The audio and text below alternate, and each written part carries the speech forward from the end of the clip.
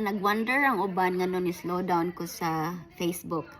Main reason ana is dili kaayo siya right now sa numbers akong follower, kay siya worth it to spend time in there, and then imuhang earnings kay hinay kaayo, grabe sentimo taga-adlaw, so di siya worth it.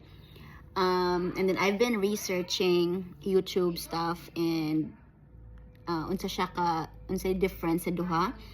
So I have searched enough and I know that ang YouTube platform is better in terms of monetization and audience wise. So for example, sa YouTube, right now I have almost 2,000 subscribers, and every time mag-post ko, automatic paspas kaayo ang iyahang views, and right away it's being spread out to non-subscribers. Unlike sa Facebook, followers mostly, and then mga non-followers kung ma-viral na, di ba? But sa YouTube, sa ako ang channel kay lahi, paspas kayo. And akong audience kay USA, unlike sa Facebook kay Philippines. Sa USA, they love pets man good, and my niche is pets kay my dog and my cat, and they love pets here. So maon na siyang paspas. And then ang ako ang right now, ako ang highest views is almost like maybe 45,000 or 40 and something like that. And then I already reached the required subscribers, which is 1,000 at least. And then ako na lang kinahanglan i-reach kay ang watch hours, which is 3,000 para sa mga stickers and 4,000 for ads.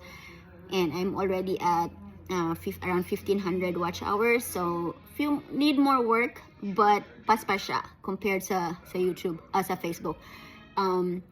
Nagka-focus ko karon sa shorts or reels, kung sa Facebook reels, sa YouTube shorts, kay mao na siya ang paspas maka-gain of subscribers and maka-spread sa imuhang visibility.